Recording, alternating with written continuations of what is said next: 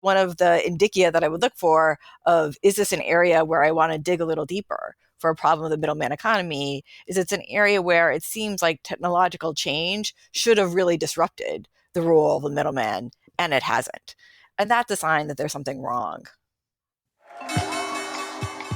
I'm Bethany McLean. Did you ever have a moment of doubt about capitalism and whether greed's a good idea? And I'm Luigi Zingales. We have socialism for the very rich, rugged individualism for the poor. And this is Capital Isn't, a podcast about what is working in capitalism. First of all, tell me, is there some society you know that doesn't run on greed? And most importantly, what isn't? We ought to do better by the people that get left behind. I don't think we should kill the capital system in the process. While Americans rely on debit transactions for the necessities of life, most are unaware of the networks that drive those transactions, nor are they aware that one company, Visa, has monopolized debit transactions, penalized industry participants that seek to use alternative debit networks, and co-opted innovators, technology companies, and financial institutions to forestall or snuff out threats to Visa's debit network dominance. So begins the lawsuit the Justice Department filed against Visa on September 24th, which alleges that Visa illegally maintains a monopoly over debit network markets. Earlier today, the Department of Justice sued Visa for violating Sections 1 and 2 of the Sherman Antitrust Act. We allege Visa is a monopolist in the debit transaction markets that is violating federal antitrust law and inflicting often hidden but significant harm on American consumers and businesses. According to the complaint, more than 60% of debit transactions in the United States run on Visa's debit network. Visa operates the largest debit network in the United States.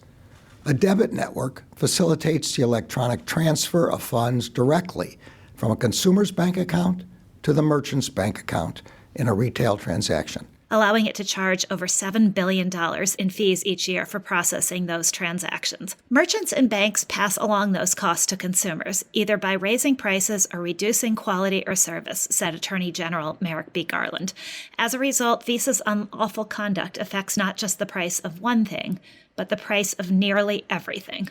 On one level, the case is simple. The Justice Department alleges that Visa is violating Section 1 and 2 of the Sherman Act.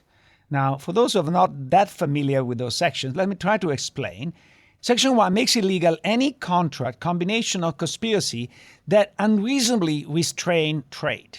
In this particular case, what is alleged is that Visa is paying participants like Apple not to compete against Visa. Section 2 is so-called the monopolizing behavior. So when if you're trying to do a behavior that use your monopoly power in a relevant market to willfully acquire or maintain that power. In this particular case, what Visa does is that it offers volume discounts to some of the participants who are particularly big. Now, clearly, if you are big, you have a bigger incentive to get out of the monopoly of Visa. And so if you are subsidized to stay in or you pay a lower cost, then you stay in, making it more difficult for rivals to compete.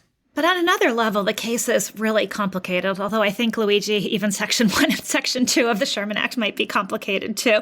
But it gets more complicated when you look at details of the case. And that's in part because payment systems, which are effectively the ways in which a lot of money moves in a modern economy, are a subterranean and mostly invisible part of the financial ecosystem.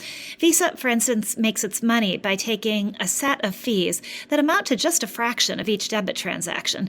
Consumers don't see it, but merchants and financial institutions do. In effect, the Justice Department alleges that Visa is maneuvering in the dark, pulling the levers of a really complex system in order to make more money for itself. And wow, does Visa make a lot of money. The Justice Department's case notes that Visa has a global operating income of $18.8 billion, which equates to an operating margin of 64%. And North America is even more profitable with a 2022 operating margin of 83%. Oh my goodness, that's just incredible. So Luigi, you were kind of explaining how there are two components to the case, but maybe filter that through the lens of the Justice Department's case if you can. I will, but let me add that 83% of margins, I don't think even selling drugs give you that margin. No. Drugs, the real drugs, not the pharmaceutical. Even the pharmaceutical are pretty high, but the real drugs, I think they don't sell at that margin. Anyway, one part of the case involves the old ecosystem. The Justice Department alleges that Visa has used its market cloud to extract promises from customers that they will use Visa's system. As the case put it, most merchants face staggering financial penalties each year unless they route all or nearly all eligible debit transactions to Visa. The government notes that Visa itself calculated by the end of 2022 at least 75% of all its debt volume were insulated from competition by its rival through its contracts. But the other part is the new ecosystem, or what should have been the new ecosystem. The case also alleges that Visa uses monopoly power to stifle emerging fintech competitors like Apple Pay and PayPal. As Visa's then CFO put it, everybody is a friend and partner, nobody's a competitor. That CFO then added, the only issue is to figure out how to make it worth their while to partner with us. In response to the government's case, Visa's general counsel has said this: anyone who has bought something online or checked out at a store knows there is an ever-expanding universe of companies offering new ways to pay for goods and services. Today's lawsuit ignores the reality that Visa is just one of many competitors in a debit space that is growing, with entrants who are thriving. So, I found the evidence in the case about how, in actuality, Visa has stifled or co-opted these competitors to be a really compelling part of the case. For instance, according to the lawsuit, Visa worried that Apple, which could have developed its own proprietary payment network, was an existential threat. So instead, Visa pays Apple to make Apple Pay an on-ramp for Visa's system. Or take PayPal. In 2016, according to the case, Visa signed a massive deal with PayPal to squash the threat of consumers paying directly with their bank accounts, instead requiring them to use Visa's systems. If PayPal didn't do this, they risked losing customers who used Visa on its platform if it told them they could no longer use their Visa-branded cards. So the government said it had little choice but to take the deal. The funny thing is that while Visa's operations are invisible to most of us, the Justice Department case is just the latest salvo against the company, which has been controversial. So they are not invisible to merchant users like Home Depot and Starbucks, who have waged an antitrust battle against Visa for almost 2 decades. The government has also tried to cap fees and encourage competition. Even as we record, 2 senators are trying to get traction for something called the Credit Card Competition Act, which they would say will reduce Visa's fee. This particular investigation actually came from a 2021 DOJ investigation following the merger between, or the acquisition of Plaid by Visa. The DOJ stopped that acquisition and after that started an investigation of Visa itself. But of course, it's a whole different thing when the federal government gets involved. Should the government prevail in this case, it has the ability to force remedies that aren't available to civil plaintiffs. In addition, it's a sign, I think, of the increased activism of the government under President Biden. Luigi, what stood out to you about the case? How convincing do you think it is? There are enormous network externalities. Okay, so we all want to use the mean of payment that other people use because carrying a lot of different means of payment is costly and makes perfect sense to we all coordinate. Increasing competition in the credit card market is not necessarily paradoxically welfare improving because you have more fragmentation. The better way to approach this, in my view, is on a regulatory matter by forcing interoperability or by creating a common standard and have everybody operate under the common standard. In my view, there is no doubt that Visa is a monopoly or oligopoly, that Visa has market power, and that DOJ can prove the alleged case that Visa has abused that market power. The question is more, what is the remedy? Because there could be a solution in which the remedy is worse than the disease.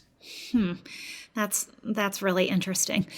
Part of what interests me is that so far the reaction has been relatively muted. Visa stock has regained most of the losses that it suffered when the lawsuit was announced, and the market simply doesn't really seem to care. One investor told me that they've long regarded the money Visa has to pay for settlements in civil litigation as simply part of its cost of doing business. And maybe that's partly why no one is really focused on this lawsuit as some kind of existential threat to Visa Visa. But this is the reason why I think it should be a big deal, especially for us at Capitalism, because we're focused on issues just like this. What defines fair competition? What does the government need to do in this particular case? Should it get involved? Should it improve competition? Should it regulate? And who is really paying the cost of this monopoly? Because at the end of the day, it's almost like an invisible tax that we all pay, but for each one of us is sufficiently small that we don't complain. We thought we would discuss all of this with Catherine Judge. She's a professor of law at Columbia University and an expert on banking, financial crises, regulatory architecture, and intermediation design. She's also the author of the book, Direct: The Rise of the Middleman Economy and the Power of Going Direct to the Source. So, Kate, let's start with your work on the middleman economy. How do you define a middleman economy, and what makes a middleman good or bad? Yeah, so what's interesting about middlemen is they are both good and bad in so many different settings. We have intermediaries or middlemen who start off doing really helpful things. They help overcome all the challenges that we have with transacting. They help overcome information asymmetries. They help overcome challenges with trust, overcome the challenges that two people might be very disconnected. And in the process, they become experts. They develop relationships. They oftentimes develop really critical infrastructure. It also gives them outsized power. And what we oftentimes see then is them using this power both in their private settings, but also in the subsequent shaping of regulation in ways that tend to entrench their position and oftentimes disadvantaging the people on both sides. I would like to start with one that most of us are familiar with, and you discuss also in your book, the real estate brokers. So what is unique of the American real estate brokers? Because outside of the United States, things are very, very different. Yeah, no, real estate is a great setting for precisely the reason that you point out, is that whenever you can see the same type of transaction happens the world over, and yet it costs consumers a lot less almost everywhere other than the United States, it's a sign that the system we have in the United States probably doesn't work all that well. And really, you can look at the history of how the system evolved. And again, so we had traditionally a system where you had brokers representing both buyers and sellers. The seller paid the fee that actually covered the cost of both brokers. So we had traditionally a system where you had brokers representing both buyers and sellers. So when you went to a full service brokerage, they would have all this information about your house. They would put it into the multiple listing service, the MLS, and then the brokers who were representing buyers would be able to go to the MLS and say, well, for your budget, for the neighborhood you want to be in, here's a bunch of different houses. So it's a lot more efficient than classified ads or what the alternatives might have been. So at first, it really helped, sellers who wanted to find the buyer that was willing to pay the highest price. And it helped sellers have access to a much more robust set of information. What we saw happen over time is real estate agents collectively use their control over the MLS to effectively prevent lower cost alternatives from coming into the market by making it so the buyer's agent really wanted to make sure that they were going to get kind of their full commission. And so they would steer people away from options that actually were not going to offer the full commission to the buyer's agent. And really, going back to the international comparison, that's where a lot of the inefficiency comes in. But it was exacerbated by the political influence they had. So one of the things that real estate agents did was one of the best ways to opt out of the system was to get a broker who said, all right, I will represent you and I'll take the 3%. Let's say real estate, the commission 6%, it's going to be split 3-3. I'll take the 3% and I'll give 2% back to you. This was actually made unlawful in 15 states. At one point, the number has gone down because real estate agents managed to convince legislators that this was really, really bad for consumers, when really the only people who were harmed were the real estate agents. Being probably the only one old enough to have bought property before the introduction of the internet, I can testify that the multiple listing service was a fantastic thing. However, even before the political side, I think that the two-sided nature of this business really entrenched them in a way that is remarkable. So what I want to stress with our listeners is the trick was the following. If you are a buyer, and buyers tend to be more finicky than sellers. Sellers want to sell. Buyers, maybe I'm going to buy, maybe I'm going to rent, whatever. If you are going to buy, it will cost nothing out of pockets to hire a real estate agent. And as a result, basically every buyer on the face of earth will have a real estate agent. Now, given this, what was kind of coercive in my view was the type of contract that the real estate agent were having with the seller. Because with the seller, they say, you have to pay us 6%, but of this 6%, 3% is given to the real estate agent or the buyer. And so if you get a real estate agent, the real estate agent will never show you a property where he didn't get the 3%. And so the ability to contract on one side really locked the market in a way that even with the internet was not easy to undo. No, that's a great summary, and that's exactly the challenge. And part of the reason that when you're dealing with a middleman economy, it is very hard oftentimes for individual opt-outs to be the mechanism through which we actually bring about structural change. Because there, if you're the seller, it's rational for you to effectively bribe the buyer's agent with a 3% commission because you don't want a lot of potential buyers not to come to your house. So this is why we need a collective solution. So moving on from real estate, at least sort of, you wrote this, which resonated with me as I read the Justice Department's case against Visa. You wrote, the very attributes that make middlemen good connectors also give them outsized power. In time, this enables them to expand their domains, entrench the need for their services, contort consumer decision-making, and otherwise promote their interests at the expense of those they are meant to serve.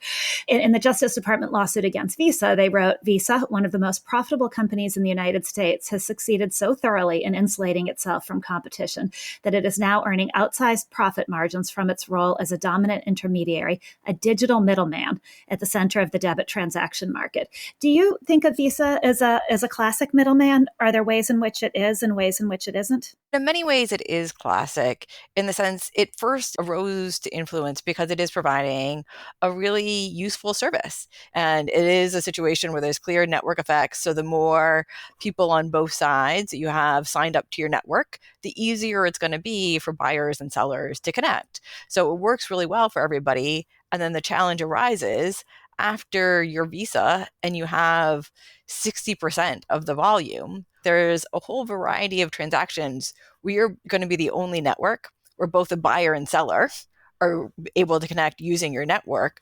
Well, then the merchants have no choice but to use you in those settings. For that subset, buyers and sellers have no choice whatsoever to say, we're going to give you a better price for those narrow transactions when we're the only ones that are an option. If you also use us in these other circumstances where you do have a choice. So you're effectively precluding the ability of other networks to come in, offer lower prices, and really compete away at the monopoly that Visa has built up. It seems that at the core of the Justice Department's case against Visa is this issue of non-contestable transactions, these transactions where Visa automatically controls it. And so that is what gives them the leverage to demand pricing power and demand merchant loyalty on other transactions. What are the non-contestable transactions? I read the case a whole bunch of times and I couldn't grasp it. So I'm embarrassed to admit that, but I need somebody to explain it to me. No, it is actually really difficult. And it's because the payment system and the way it operates is really difficult. The key idea is that one of the ways the Durbin Amendment, which is part of the Dodd-Frank Act, tried to bring additional competition to the space was to make a requirement that for every debit card, it has the ability to opt in to two different networks. That way, as a consumer, when I'm coming to the table, I have two different networks, and merchants have the ability to be, in theory, affiliated with as many different networks as they want. But as a practical matter, once you have a dominant actor like Visa, for almost all of those consumers, there's going to be a subset where Visa is one of the networks that their card is opted into, but they're opting into another, which might or might not be a network that the merchant is a party to. And so the non-contestable transactions are the ones where the only network that both is an option given the consumer's card and that is an option given the networks that this particular merchant has chosen to opt into, that Visa is the only one that they've both managed to match on. So you could think about it as a matching challenge. Got it. That makes sense. There are two reasons why I want to start with a real estate broker. One is recently the DOJ won a big case against real estate broker. The second is I think there is a very strong parallelism with the payment process because what made the real estate broker system so stable was precisely the fact that one side was heavily subsidized in a way that was difficult for him to resist. And the same is true with Visa. So why don't you explain to our listeners what is this subsidization that makes rational for all of us not to deviate? So you don't actually see the cost, just like when you're the person buying real estate and you don't directly experience the cost. And this is a consistent challenge. And again, it makes sense for structure of transacting to only have one of the two parties bear the cost, but it does make one party cost insensitive. And then that creates structural challenges because the dominant player needs to only exercise leverage over the party that actually would otherwise be cost sensitive. So here it's the merchants, right? Merchants are very, very, very attuned to the amount of money that they're paying to Visa to process these transactions. But for the individual buyers and sellers, you're not experiencing any of that cost. And again, it's a circumstance where those costs to you would be really modest, even if we think that maybe they're passed on through alternative mechanisms. So it's not worth it to you to invest any effort to really understand how the system works or to open up different alternatives or options for the sellers from whom you're buying things. The moment where I understood the problem with Visa is when I was in a cab in Rome. Italian cab drivers are notoriously against any form of credit cards. And there was an advertisement for Alipay. So the Chinese had arrived in Rome. And why they arrived in Rome? Because Alipay is so much cheaper than Visa. It's not even funny. And so all of a sudden you realize that it doesn't make any sense and you need to fight in some way the system because not only damage consumers in the United States, but at the end of the day, damage also the competitiveness of the US economy because you're going to have fewer people use American system of payments and more using other method of payments, particularly Alipay. No, and it's a key point, and that's one of the challenges with the middleman economy. And so one of the indicia that I would look for of, is this an area where I want to dig a little deeper for a problem of the middleman economy, is it's an area where it seems like technological change should have really disrupted the role of the middleman, and it hasn't. And that's a sign that there's something wrong. Going back to the real estate broker example, because I think it's easier for people to grasp, it's very inefficient to have two multiple listing services. You do want to have one because you have all the properties there and it's much easier to search. And so if you were to try to enter by creating an alternative market, at the beginning, you are creating enormous inefficiencies. And even at the end, unless you replace it completely, if you have two segmented markets, I'm not so sure that consumers are necessarily better off. So my question is, maybe we're going the wrong way because rather than trying to go the antitrust way, we need to go the regulatory way by forcing interoperability. I don't know if you're familiar with what's happening in India, but in India, they create a uniform payment interface that is basically public domain. And so anybody can use that and benefit from the network externalities, but nobody owns that structure. That makes it a much more competitive system. Why so difficult in the United States to go in that direction? It's precisely the right question to ask. For a lot of these challenges, antitrust is an important tool to be brought to bear, but it's going to be incredibly incomplete. Are there alternative mechanisms, whether it's through interoperability or other bottom-up mechanisms of making it less costly for people to opt out of the dominant system? So, I mean, payment space is a great example of this. And you've mentioned that both China and India have done a great job moving ahead. We've seen actually Brazil move ahead with PIX, with a distinct central bank digital currency. You mentioned the Brazilian PIX. I imagine a lot of our listeners don't know what this is. This is a system of payment designed by the Brazilian central bank and provided basically for free to all the banks and all the intermediaries. That is free to operate to a level that you go to the beaches on Rio de Janeiro and you see the people selling stuff, selling their coconuts with a QR code and the PIX. Okay, so this is really a very effective alternative as a mean of payment. And you wonder, where is the United States? Now, if you wonder, first of all, the United States is late to the game, introduced FedNow only a year ago. And Fed now was introduced very gingerly, not pushing it too much, by the very words of the Federal Reserve Bank, not to disrupt the deposits of the banks, so to protect the monopolies of the banks. And the next step in this big debate is the so-called central bank digital currency, or the so-called CBDC. So can you tell us why this is such a contentious issue, and where do you fall in this spectrum? One of the reasons it's such a contentious issue is what we actually mean by a CBDC is a whole bunch of different things. So the Fed has at times considered whether or not it might issue a CBDC at some point in the future. It has been very clear it would not do so without direct instruction to do so from Congress. But when they contemplate doing this, they are contemplating doing it in a way where banks would still be the key players through which you actually have the account. And that makes a big difference, as opposed to the idea some have had of we're going to have a bunch of retail and consumers, so folks like all of us, with an account directly at the Fed, we're going to earn the same rate of interest on our accounts that the Fed earns. One of the reasons it's gotten to be so controversial is one of the things that we ask banks to do is to effectively play a role monitoring, one could even say spying, on the entire citizenry and non-citizenry, anybody who's really engaging in any way with a US bank or a correspondent bank. There's a bunch of affirmative obligations we have in terms of retaining information about those transactions and reporting on those transactions. So one of the reasons this has become very controversial is there are a lot of questions over whether we want all of that information, which is very personal at this point, because every time I go on the subway, I effectively swipe a credit card or perhaps a debit card. Now all that information could be directly in the hands of a central bank. And what might they do with it? And I think one of the reasons the central bank doesn't want this to be done directly is they don't want to have any responsibility whatsoever for trying to assess or analyze the suspiciousness of transactions.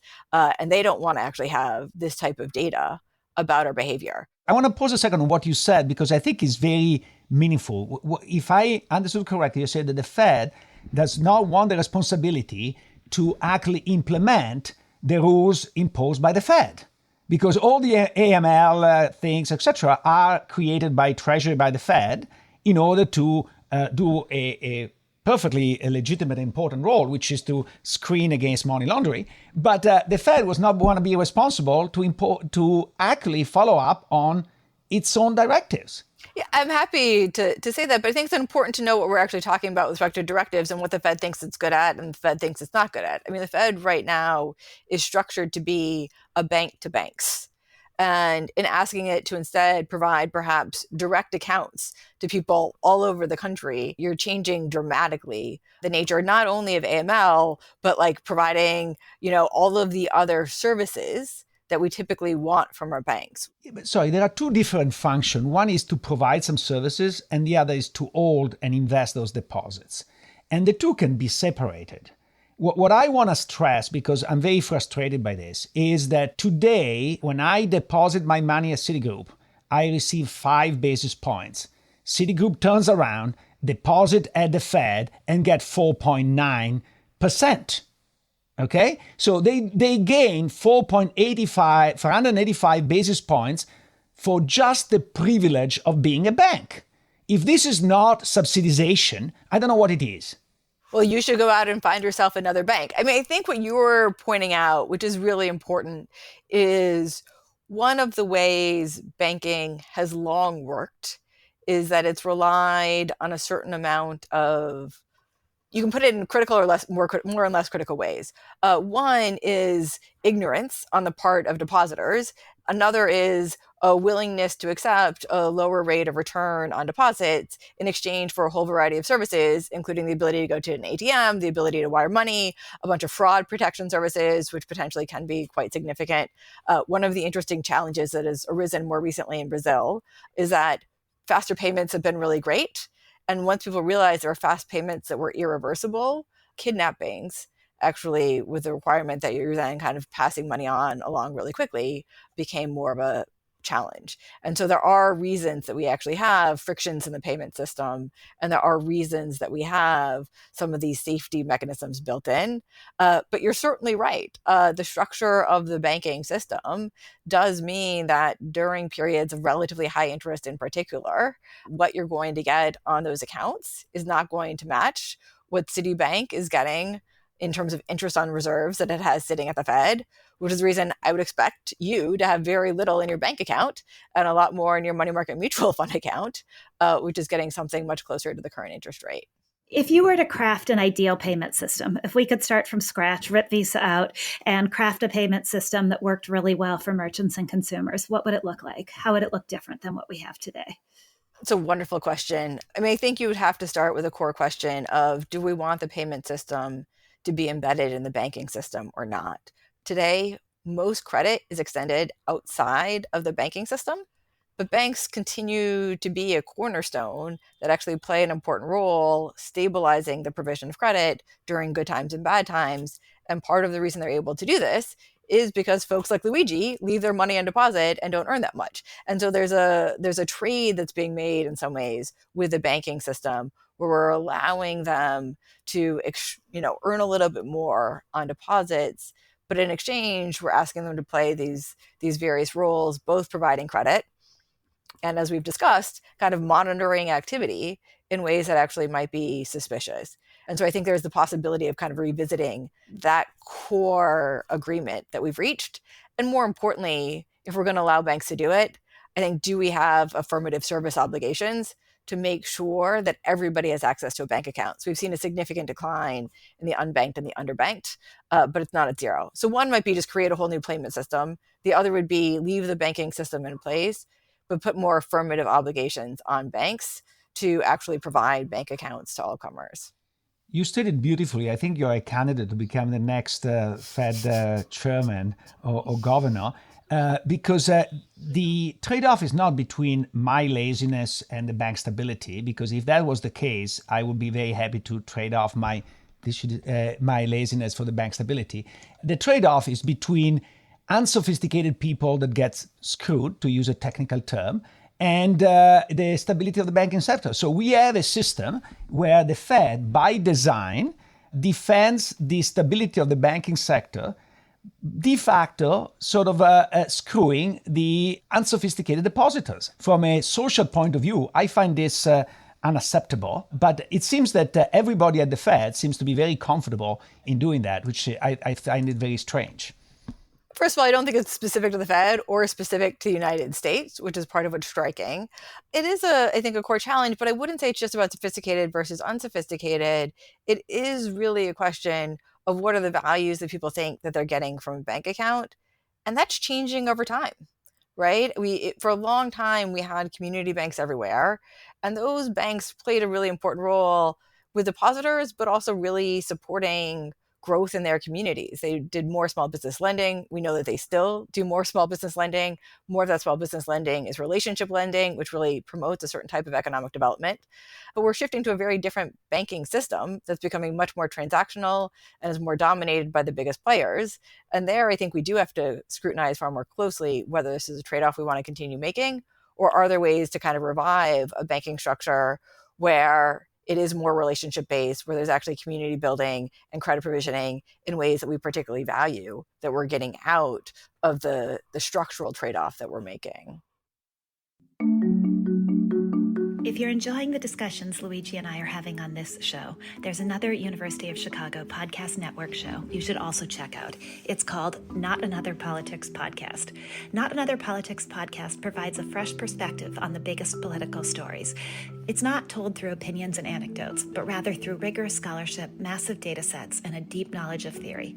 So if you want to understand the political science behind the political headlines, then listen to Not Another Politics Podcast, part of the University of Chicago Podcast Network.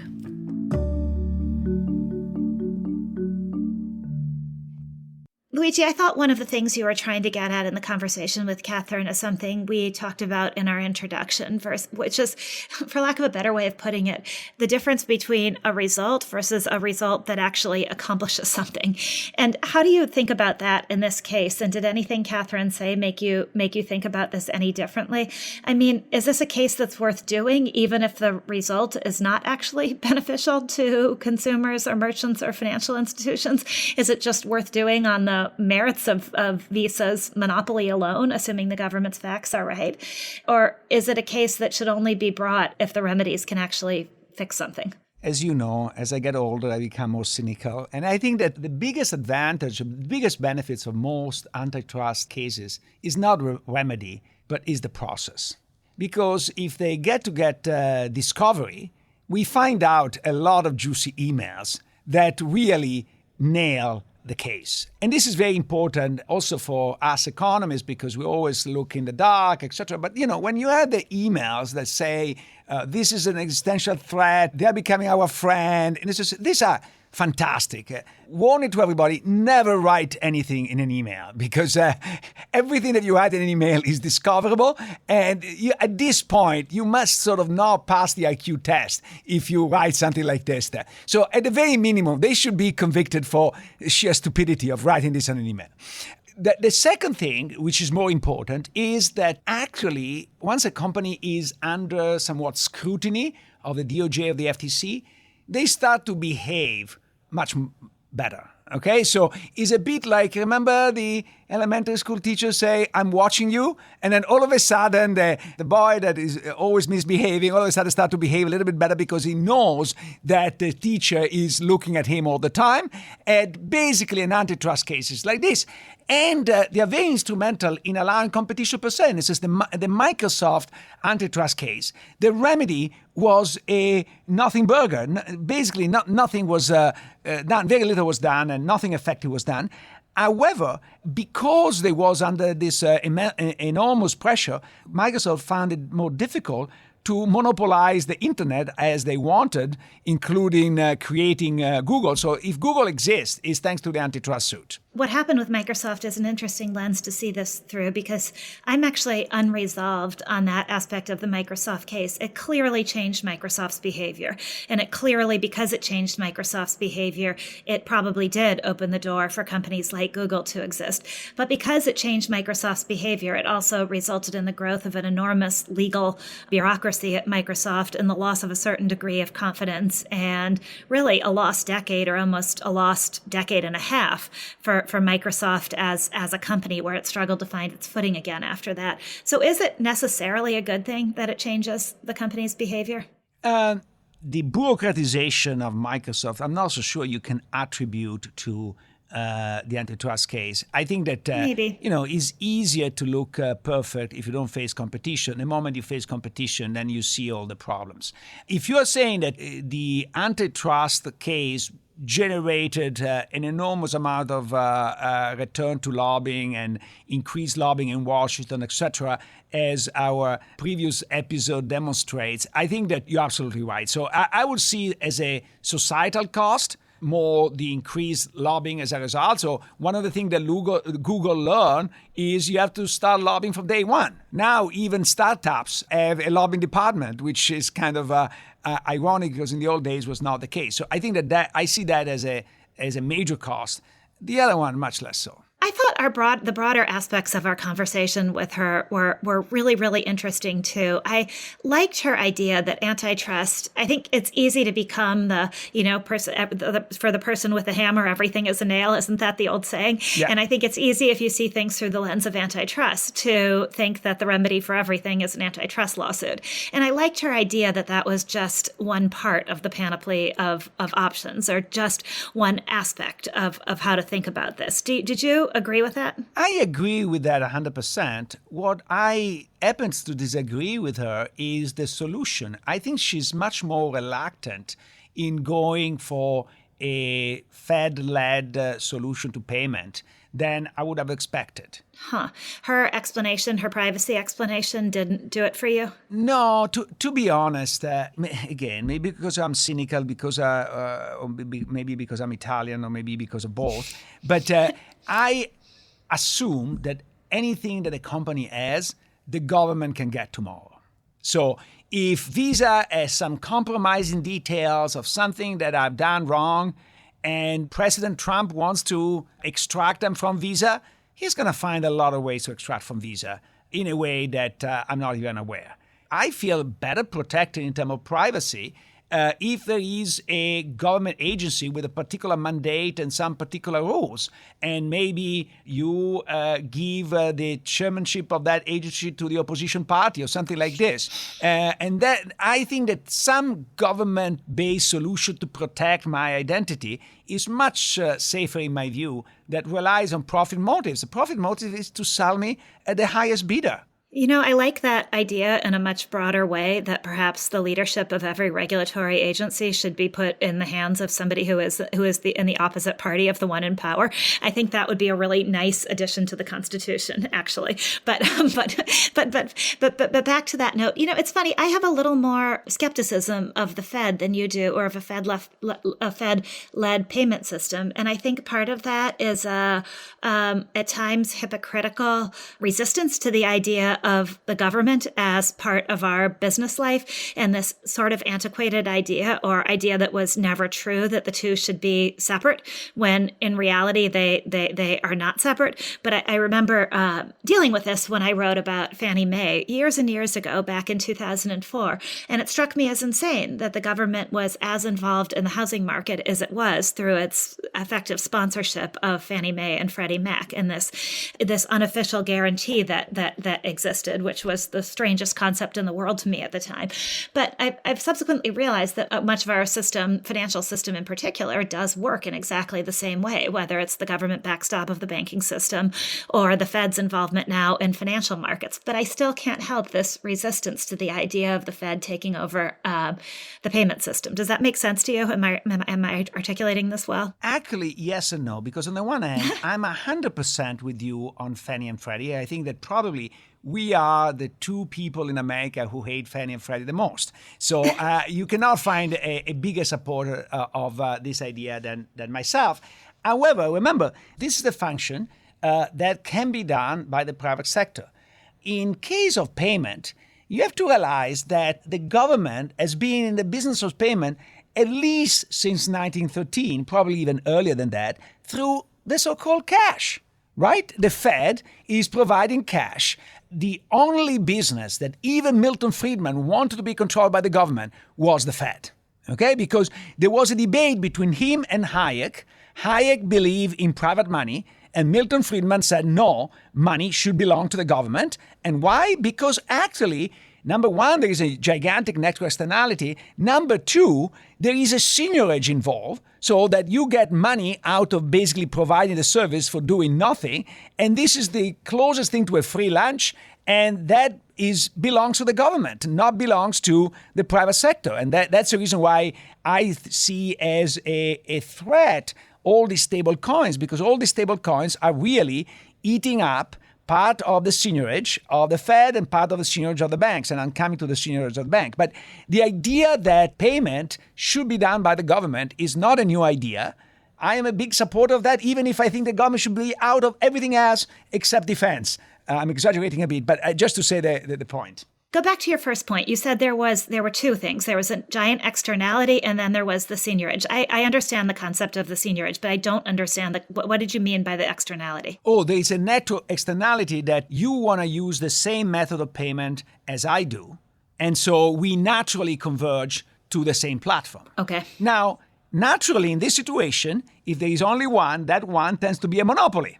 Okay? And with the problems come with monopoly. That's a reason, another reason to have the government involved, because if you cannot have a private competitive solution, I think that the lesser evil is a government monopoly rather than a private monopoly, because the private monopoly tries to extract all the surplus from the customers and taking all the profits to a few people. So from a redistributional point of view has very negative aspects. We didn't have time with Catherine to go into that. There is an aspect which is less important with debit card, but much more important with credit card, is that there is a pretty adverse redistributional effect. Is exactly like the real estate brokers, sorry for my obsession, they basically rebate, or they give a gift to the buyer by not charging anything out of pocket, okay? In the Visa, you get a rebate that are the miles. Part of that cost of that mile is paid by the merchant through the discount. But part of the cost of that mile is paid by the people who use cash. I saw some estimates that basically every cash user subsidized to the extent of $700 a year credit card users. Under the assumption that prices are the same, when I go and buy my Starbucks coffee, I can pay cash or I can pay with a credit card. I can also pay with the Starbucks app, but that's a different story. Let's say that I pay with a Visa, okay? So I pay the same cost. To the extent that they make up for part of the difference by charging a bit higher prices to everybody. If the price charge is the same, and imagine that they need to reach a profit target or need to survive, there is some constraint, then they need to increase all the prices. I get the same price. Suppose that I pay with a credit card and you pay with cash. We both get the same price. But I get the miles as a rebate, okay? And so because the miles don't come from heaven, they're cost, you end up paying for that, okay? So you, cash buyer, are subsidizing me, credit card owner. And the people who own credit card tend to be richer, and the people who own cash tend to be poor. So this is Robin Hood the opposite way. You should call it the sheriff of Nottingham, because it's really charging the poor to give to the rich.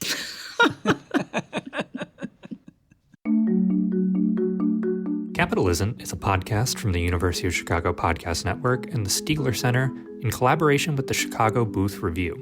The show is produced by me, Matt Hodep, and Leah Cesarine, with production assistance from Utsav Gandhi, Sodom Kim, Sebastian Burka, Andy Shee, and Brooke Fox. Don't forget to subscribe and leave a review wherever you get your podcasts. If you'd like to take our conversation further, also check out promarket.org, a publication of the Stigler Center, and subscribe to our newsletter. Sign up at chicagobooth.edu/Stigler to discover exciting new content, events, and insights. We hope you'll join our community today, again at chicagobooth.edu/Stigler.